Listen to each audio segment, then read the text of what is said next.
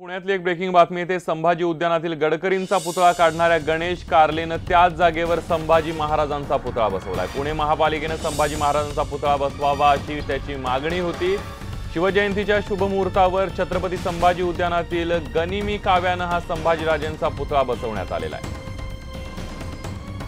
आताची सगळ्यात महत्त्वाची बातमी आहे। संभाजी उद्यानातील गडकरींचा पुतळा काढणाऱ्या गणेश कार्लेंनी त्याच जागेवर संभाजी महाराजांचा पुतळा बसवलाय। पुणे महापालिकेने संभाजी महाराजांचा पुतळा बसवावा अशी त्यांची मागणी होती। आणि थेट जाऊयात, आपले प्रतिनिधी वैभव सोनवणे आपल्या सोबत आहेत। वैभव, आपण बघतोय की रात्रीतून हा संभाजी महाराजांचा पुतळा शिवजयंतीच्या मुहूर्तावर बसवण्यात आलाय।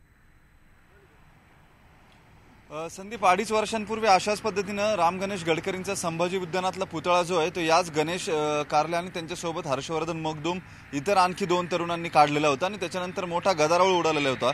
संभाजी महाराजांच्या चारित्र्याची बदनामी गडकरी यांनी आपल्या साहित्यातून केली असा आरोप सातत्यानं या संभाजी ब्रिगेडच्या आणि स्वाभिमान संघटनेच्या कार्यकर्त्यांकडून केला जात होता आणि त्याच्याच विरोधामध्ये गडकरींचा पुतळा जो आहे तो हटवण्यात आलेला होता। त्या ठिकाणी संभाजी महाराजांचाच पुतळा बसवावा अशी मागणी गेल्या 2.5 वर्ष सातत्यानं केली जात होती। त्याचा पाठपुरावा संभाजी ब्रिगेडकडून पुणे महापालिकेकडे सुरू होता।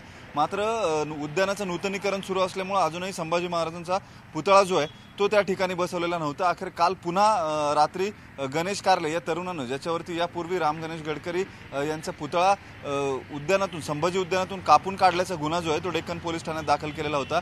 त्यानंच स्वतः संभाजी महाराजांचा अश्वारूढ पुतळा जो आहे तो त्या ठिकाणी संभाजी उद्यानामध्ये बसवला रात्रीतून आणि महापालिकेचा निषेध करत जर परत आता हा पुतळा कुणी हलवला तर मात्र जर कायदा सुव्यवस्थेची परिस्थिती निर्माण झाली तर ती जबाबदारी पुणे महापालिकेची आणि सरकारची असेल असं त्यानं सांगितलेलं आहे। स्वतः त्यानं ही गोष्ट जी आहे ती जाहीर केली। मात्र या सगळ्यानंतर आता पुन्हा पुणे महापालिका आणि पोलीस काय भूमिका घेतात हे पाहणं महत्त्वाचं आहे। धन्यवाद वैभव, तुम्ही दिलेल्या संपूर्ण माहितीबद्दल।